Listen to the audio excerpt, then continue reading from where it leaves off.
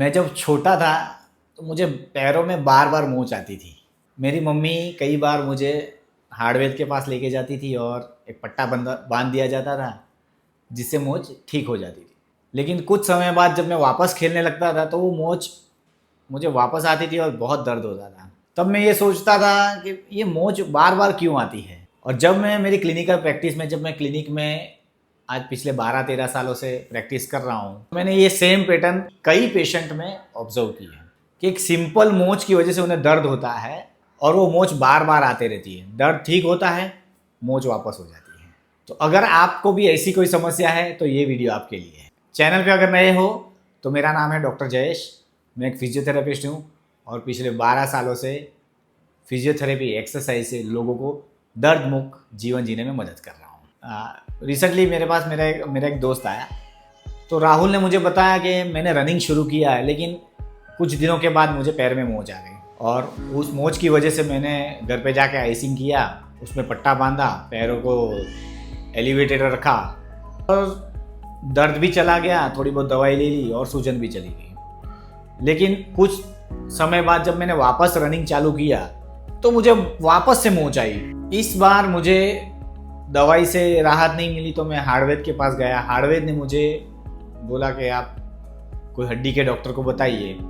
तो मैंने हड्डी वाले डॉक्टर के पास, तो राहुल ने हड्डी के डॉक्टर को बताया, उन्हें प्लास्टर का, हड्डी के डॉक्टर ने उसे सजेस्ट किया कि आपको प्लास्टर बांधना पड़ेगा क्योंकि वो जो एंकल का लिगामेंट है वो बहुत ज़ोर से खींच गया है और उसको हील करने के लिए प्लास्टर बांधना पड़ेगा। तो कई बार फिर रेस्ट लेने के बाद, थोड़ी बहुत दवाई लेने के बाद, हार्डवेयर के पास जाने के बाद, पट्टा बांधने के बाद राहुल ने वापस से रनिंग शुरू की। कुछ दिनों के बाद, 1-2 महीने का गैप लेने के बाद वापस से रनिंग शुरू की, लेकिन उसके वापस मोच आई और वापस दर्द शुरू हो गया। वो मेरे पास आया, मुझे बोला कि ये बार बार मोच आ रही है भाई, बहुत दर्द हो रहा है, तो क्या करूँ क्योंकि दौड़ना भी है लेकिन मोच आ रही है, मोच की वजह से दौड़ नहीं पा रहा हूँ, तो ऐसे कंडीशन में मुझे क्या करना चाहिए। तो मैंने उसे चेक किया और मैंने उसे बताया कि एंकल का जो लिगामेंट होता है वो बहुत मजबूत होता है, लेकिन कई लोग बचपन से बहुत ही लचीले होते हैं, लेक्सिटी उनमें ज़्यादा होती है, तो बार बार मोच आती है। लेकिन ये बार बार मोच आना कुछ नॉर्मल सी बात नहीं है, कई बार फ्रैक्चर भी हो सकता है। सो अब उसके लिए क्या किया जाए। तो उसने मुझे बताया कि मैंने फिजियोथेरेपी एक्सरसाइज भी करवाई है, मैंने यूवर्जन वाली एक्सरसाइज की है जो एंकल स्प्रेन में बहुत ही ज़रूरी एक्सरसाइज है और लोग बहुत बार करवाते हैं और करनी भी ज़रूरी है। उसके बावजूद भी उसका दर्द गया नहीं। तो अब समस्या ऐसी है कि अब उसे क्या करना चाहिए कि वो दर्द मिटाने के लिए क्या करें। देखिए, एंकल पंजा जो होता है उसके ऊपर शरीर का पूरा वजन आता है। एंकल स्प्रेन में मोच में ये लिगामेंट जो साइड में जिसको सपोर्ट करते हैं हड्डी को, वो खींच जाते हैं। अब जब हम नॉर्मल एक्सरसाइजेस करते हैं एंकल के आसपास की तो वो हीलिंग हो जाता है, मजबूत भी हो जाता है। लेकिन जब हम उसमें दौड़ने का या कूदने का एफर्ट बहुत ज़ोर से लगाते हैं तो सपोर्ट जो कमज़ोर है वो वापस से खींच जाता है और हमें दर्द हो जाता है। तो उसके लिए लोग अधिकतर 2 गलतियां करते हैं। फिजियोथेरेपी सेंटर में एक्सरसाइज करते हैं लेकिन ये 2 एक्सरसाइज बहुत बार मिस हो जाती है। तो एंकल स्प्रेन में ज़्यादातर पंजा जिसका अंदर की तरफ बहुत गिरता है, आपने देखा होगा कि कई लोग ऐसे चलते हैं जिसके जूते अंदर की तरफ ऐसे मुड़े हुए रहते हैं, जैसे झुके हुए रहते हैं, क्योंकि उनका पंजा अंदर की तरफ झुका रहता है। अब ये पंजा अंदर की तरफ जब ज़्यादा झुकता है ना तो वो अनस्टेबल पोजीशन में होता है। स्टेबिलिटी ना होने की वजह से जब दौड़ते हैं कूदते हैं तो लिगामेंट पे लोड पड़ता है और मोच भी आ जाती है। हालांकि मोच लैटरली ज़्यादा आती है, इस तरफ ज़्यादा आती है, तो ये जोर से खींच जाता है तो मोच आ जाती है।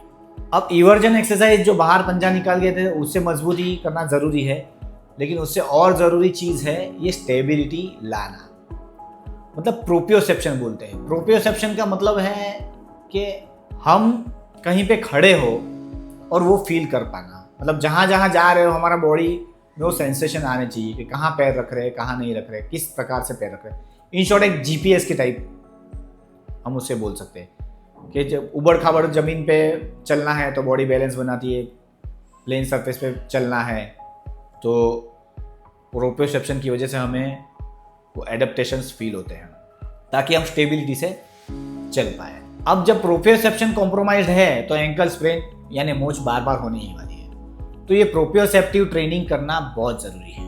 प्रोप्रियोसेप्टिव एक्सरसाइजेस करना बहुत ज़रूरी है। सिंगल लेग जितनी भी एक्टिविटी है, single leg exercises, one leg standing है, कई बार कोई एथलीट्स को आपने देखा होगा एक बॉल के ऊपर वो बैलेंस करके खड़े होने की कोशिश कर रहे हैं, वो सारी प्रोप्रियोसेप्टिव एक्सरसाइज है ताकि ये एंकल के आसपास के लिगामेंट है ना मजबूत रह पाए। तो ये ज़्यादातर लोग प्रोप्रियोसेप्टिव एक्सरसाइज करना भूल जाते हैं। और एक चीज़ है जो बहुत लोग ट्रेन करना भूल जाते हैं, वो है ग्लूटियल मसल की एक्सरसाइज।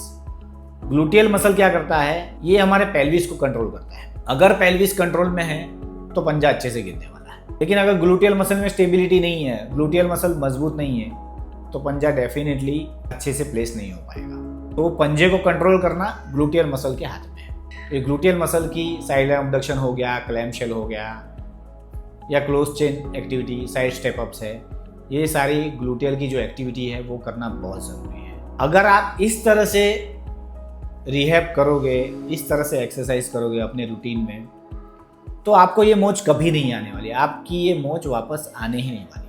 तो राहुल के केस में हमने ऐसे ही किया, 2 से 3 हफ्ते तक उसे पहले तो नॉर्मल फिजियोथेरेपी एक्सरसाइजेस करवाई, ओपन चेन एक्सरसाइज बोलते हैं, यूवर्टर्स को भी ट्रेन किया, लेकिन वापस वो दर्द ना आए, वापस उसका एंकल स्प्रेन ना हो, एंकल हमेशा के लिए मजबूत रहे, उसके लिए हमने उसके प्रोप्रियोसेप्शन यानी उसकी स्टेबिलिटी पे फोकस किया और ये ग्लूटियल मसल्स पे फोकस किया। तो बस इतना ज़रूरी है एंकल स्प्रेन को बार बार होने से बचाने के लिए।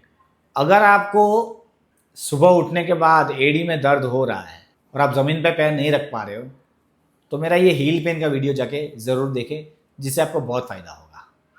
Thank you guys, see you in the next video.